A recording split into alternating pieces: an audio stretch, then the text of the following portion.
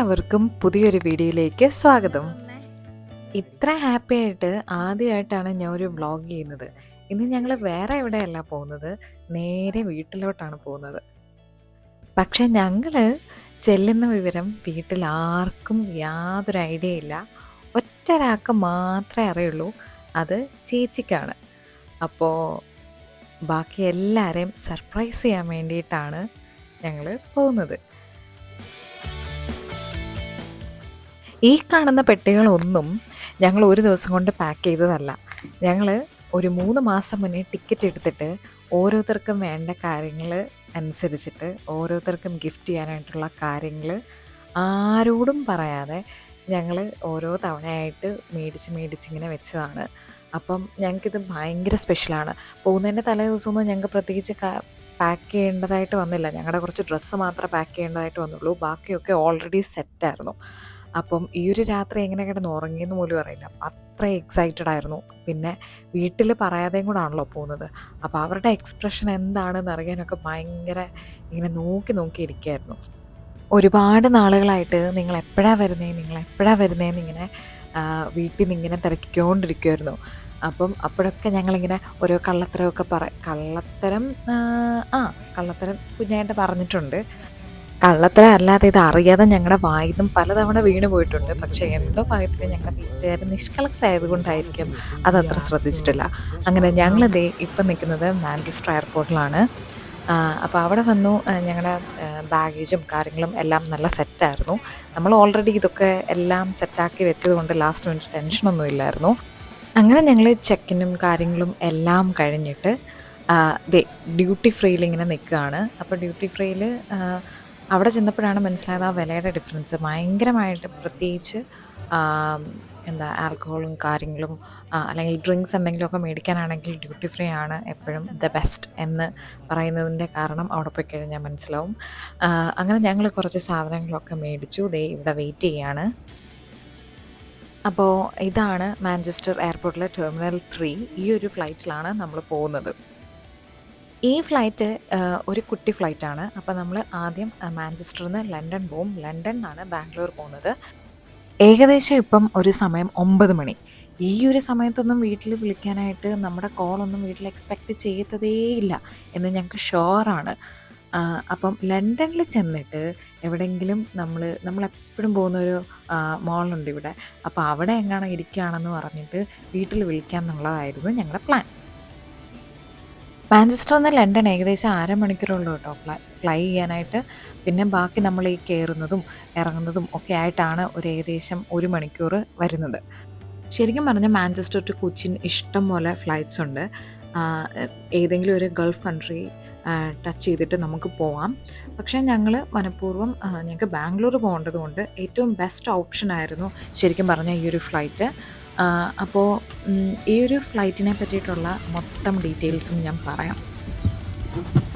പിന്നെ ഈ നാട്ടിൽ എപ്പോഴും മഴയോടെ മഴ, പ്രത്യേകിച്ച് മാഞ്ചസ്റ്റർ. അപ്പം ഞങ്ങൾ ഇറങ്ങിയപ്പോഴും ഫ്ലൈറ്റ് കയറിയപ്പോഴും എല്ലാം മഴ പെയ്തുകൊണ്ടിരിക്കുക. Smaller bags containing those tagged to the yellow label must be placed underneath the seat in front of you. If you are sitting in a front row seat or in an emergency exit row, the floor area must be completely clear to take off. Once your handbag is in safely stowed, please make your... അങ്ങനെ ഏകദേശം 9:15 flight. പക്ഷെ കുറച്ചും കൂടെ wait ചെയ്യേണ്ടി വന്നെങ്കിലും correct സമയത്താട്ടോ ലണ്ടനിൽ land ചെയ്തത്. പിന്നെ ഞങ്ങൾ മിസ് ചെയ്ത ഒരു വ്യൂ ഉണ്ട്. ഈ മഴയും ഭയങ്കര ക്ലൗഡി ആയതുകൊണ്ട് തന്നെ ടേക്ക് ഓഫ് ചെയ്ത സമയത്ത് ഞങ്ങൾക്ക് മാഞ്ചസ്റ്ററിൻ്റെ ഭംഗി നല്ല രീതിയിൽ ആസ്വദിക്കാൻ പറ്റില്ല. ഈ മാഞ്ചസ്റ്ററിൽ ശരിക്കും പറഞ്ഞാൽ ഒരു സിറ്റി വിട്ട് കഴിഞ്ഞാൽ നല്ല ഭംഗിയുള്ള, എല്ലാം നല്ല ലൈവായിട്ടുള്ള സ്ഥലമാണ്. സ്റ്റിൽ ഭയങ്കര ഭംഗിയാണ് കാണാനായിട്ട്. ഒരുപാട് ഭംഗിയുള്ള ഒരുപാട് സ്ഥലങ്ങളുണ്ട്. പക്ഷേ ഒരുപാട് എക്സ്പെക്റ്റേഷൻ ഉണ്ടായിരുന്നു അത് സത്യം പറഞ്ഞാൽ ടേക്ക് ഓഫ് ചെയ്യുമ്പോൾ ഒന്നും കൂടെ കാണാം എന്നുള്ളത്. പക്ഷേ ക്ലൗഡി ആയതുകൊണ്ട് തന്നെ ഞങ്ങൾക്കതിന് പറ്റിയില്ല. ഹെവൻലി ബ്യൂട്ടിഫുൾ എന്ന് പറഞ്ഞു കഴിഞ്ഞാൽ ഹെവൻലി ബ്യൂട്ടിഫുൾ ആയിട്ടുള്ള ഒരു സ്ഥലമാണ്, എസ്പെഷ്യലി ഫ്രം സ്കൈ. പക്ഷേ ആ ഒരു വ്യൂ മിസ് ചെയ്തു. പണ്ട് നാട്ടിൽ നിൽക്കുന്ന സമയത്ത് ഞാനിങ്ങനെ എന്നും വൈകിട്ട് ടെറസിൽ കൂടി ഇങ്ങനെ നടന്ന് പഠിക്കുമായിരുന്നു. അപ്പോൾ ആ ഒരു സമയത്ത് ഞാൻ എല്ലാ ദിവസവും ഒരു 7-7:30 ആവുന്ന സമയത്ത് ഞാനിങ്ങനെ കുഞ്ഞൊരു വെട്ടം, ഫ്ലൈറ്റ് ഇങ്ങനെ മേളിൽ കൂടെ പോകുന്നത്. അത് ഏത് ഫ്ലൈറ്റാണ് എവിടെ നിന്നാണ് പോകുന്നതെന്ന് പോലും അറിയില്ല.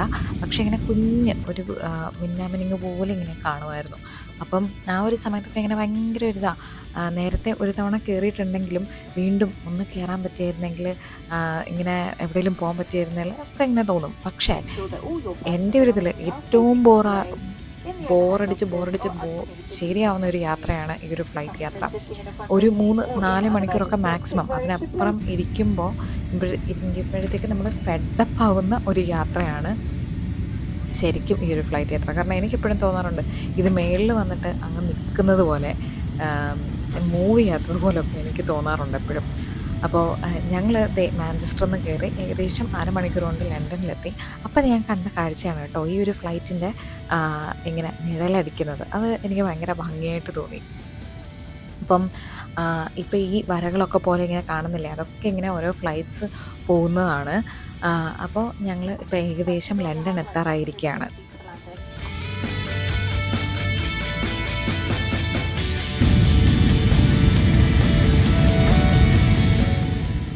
മാഞ്ചസ്റ്ററിനേക്കാളും കുറച്ചും കൂടെ ബെറ്റർ ആയിട്ടുള്ള ഒരവസ്ഥയാണ് ലണ്ടനിൽ അവർ പറഞ്ഞിട്ടുണ്ടായിരുന്നു. അപ്പം അത്ര ക്ലൗഡി അല്ല എന്നുണ്ടെന്നുണ്ടെങ്കിൽ ശരിക്കും നമ്മൾ ലാൻഡ് ചെയ്യുന്ന സമയത്ത് നല്ല ഭംഗിയായിട്ട് ശരിക്കും കാണാൻ പറ്റും.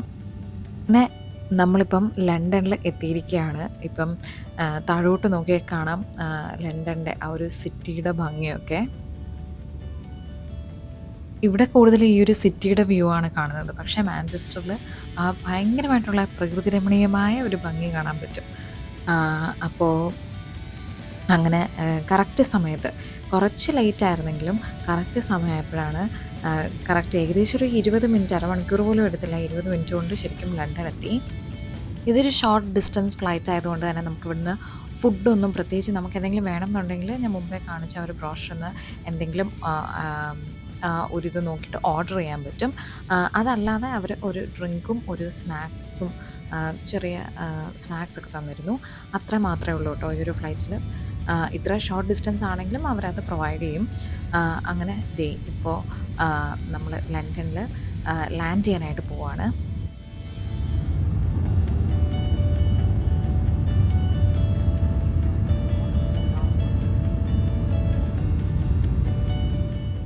നല്ല സ്മൂത്ത് ലാൻഡിങ് ആയിരുന്നു. ഞങ്ങൾ ഇപ്പോൾ ഈ ലാൻഡ് ചെയ്യുന്നത് ലണ്ടൻ ഹീത്രോ എയർപോർട്ടിലാണ്. പിന്നെ ഈ ബ്രിട്ടീഷ് എയർവേസ് ആയതുകൊണ്ട് തന്നെ ടെർമിനൽ 5ലാണ് ലാൻഡ് ചെയ്യുന്നത്. ഈ ടെർമിനൽ 5ൽ നമുക്ക് ഇഷ്ടം പോലെ ബ്രിട്ടീഷ് എയർവേസിൻ്റെ ആയിരക്കണക്കിന് ഫ്ലൈറ്റുകൾ ഇങ്ങനെ നിരത്തിയിട്ടേക്കുന്നത് കാണാം. അപ്പം ഹോം ഓഫ് ബ്രിട്ടീഷ് എയർവേസ് ആണ് സത്യം പറഞ്ഞു കഴിഞ്ഞാൽ ഈ ഒരു ടെർമിനൽ 5 എന്ന് പറയുന്നത്. അവിടെ ഇങ്ങനെ നമ്മൾ നോക്കിക്കഴിഞ്ഞാൽ ആകാശത്തേക്ക് നോക്കുമ്പോൾ ഒരുപാട് ഫ്ലൈറ്റുകൾ ഇങ്ങനെ ക്യൂ നിന്ന് ഇറങ്ങുന്നത് കാണാം. അത്രയും ബിസി ആയിട്ടുള്ള ഒരു എയർപോർട്ടാണല്ലോ ലണ്ടൻ എയർപോർട്ട്. അപ്പം അത്രയും ഫ്ലൈറ്റ്സ് വന്ന് വെയിറ്റ് ചെയ്ത് ഇങ്ങനെ ഇറങ്ങുന്നത് കാണാനായിട്ട് നല്ല ഭംഗിയാണ്.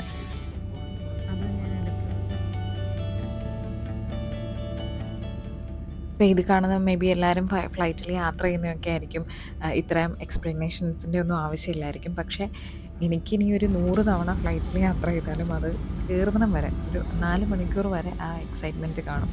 അതിൽ പറയുന്നതാണ് കേട്ടോ ഇതൊക്കെ. അങ്ങനെ ഞങ്ങൾ എന്തായാലും പിന്നെ ലണ്ടൻ ഇറങ്ങിയിട്ട് ഞങ്ങൾക്ക് ആക്ച്വലി എയർപോർട്ടിൽ സ്പെൻഡ് ചെയ്യാനായിട്ട് അധികം സമയം കിട്ടിയില്ല. കാരണം 1.5 മണിക്കൂർ മാത്രമേ ഞങ്ങൾക്ക് അവിടെ ഉണ്ടായിരുന്നുള്ളൂ. 1.5 മണിക്കൂർ കൊണ്ട് ഇറങ്ങി കഴിച്ച് പിന്നീട് ഞങ്ങൾ കയറുമായിരുന്നു. അങ്ങനെ ഞങ്ങൾ കഴിച്ചൊക്കെ കഴിഞ്ഞിട്ട് ഗേറ്റ് നോക്കിയപ്പം ഗേറ്റ് എവിടെയോ ദൂരെയാണ്. കാരണം ഇത് ഇത്രയും വലിയൊരു എയർപോർട്ട് ആയതുകൊണ്ട് തന്നെ ഇതൊക്കെ കണ്ടുപിടിക്കാനും ഭയങ്കര മെനക്കേടാണ്. അങ്ങനെ എന്തായാലും ഫൈനലി ഞങ്ങൾ കണ്ടുപിടിച്ചു. അപ്പോൾ ഇനി ഒരു മെട്രോ കയറിയിട്ട് വേണം ശരിക്കും പറഞ്ഞാൽ അടുത്ത ഗേറ്റിലോട്ട് പോകാനായിട്ട്. അതുപോലെ തന്നെ അതും കഴിഞ്ഞ് എങ്ങനെയാണേലും കുറച്ച് കഷ്ടപ്പാടായിരുന്നു അത് കണ്ടുപിടിക്കാൻ. അങ്ങനെ ഞങ്ങൾ എന്തായാലും കറക്റ്റ് സമയത്ത് ഗേറ്റിലെത്തി. അങ്ങനെ ഞങ്ങൾ ഇപ്പം ഇവിടെ ഇങ്ങനെ വെയിറ്റ് ചെയ്യുകയാണ്. അപ്പം ആസ് യൂഷ്വൽ നമ്മളെ ആദ്യം ഫസ്റ്റ് ക്ലാസ്, ബിസിനസ് ക്ലാസ് ഇതൊക്കെ കയറ്റിയിട്ടായിരിക്കുമല്ലോ എക്കണോമി, പ്രീമിയം എക്കണോമി ഒക്കെ കയറ്റുന്നത്. പക്ഷേ ഈ ഒരു ഫ്ലൈറ്റിനകത്ത് കൂടുതൽ ആൾക്കാരും ഫസ്റ്റ് ക്ലാസ്സും ബിസിനസ് ക്ലാസ്സും ഒക്കെ ആയിരുന്നതുകൊണ്ടായിരിക്കാം അവർ ശരിക്കും പറഞ്ഞാൽ ഒരുപാട് നേരം ക്യൂ നിൽക്കുന്നത് കണ്ടു. ഞങ്ങൾ പിന്നെ നമ്മളെടുത്തത് പ്രീമിയം എക്കണോമി ആയിരുന്നു. എക്കണോമിയും പ്രീമിയം എക്കണോമിയും ഒക്കെ അത്യാവശ്യം പെട്ടെന്ന് കയറിപ്പോയി കേട്ടോ. ബാക്കി പ്രയോറിറ്റി നിന്നവർ കുറച്ചധികം നേരം ക്യൂ നിൽക്കേണ്ടി വന്നു. അങ്ങനെ എന്തായാലും ഞങ്ങൾ പതുക്കെ റെസ്റ്റ് എടുത്ത് നമ്മൾ ഏറ്റവും ലാസ്റ്റിലുള്ള ഗ്രൂപ്പായിരുന്നു. അപ്പം ഞങ്ങളിങ്ങനെ അവിടെ നിന്ന് ഇങ്ങനെ കണ്ടപ്പോഴാണ് ഇത് അമേരിക്കൻ എയർലൈൻസ് ആണ്. അങ്ങനെ നല്ല ഭംഗിക്ക് ഇങ്ങനെ ടേക്ക് ഓഫ് ചെയ്യുന്നത് നല്ല രീതിയിൽ കാണാൻ പറ്റും കേട്ടോ ഇവിടെ നിന്ന് കഴിഞ്ഞാൽ. അങ്ങനെ ഞങ്ങൾ ഫ്ലൈറ്റിൽ കയറാനായിട്ട് പോവാണ്.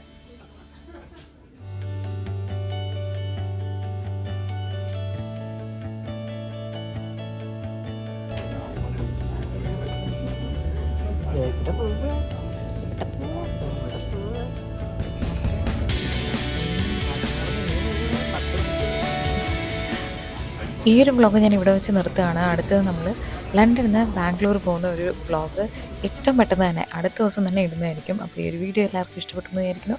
Thanks a lot for watching.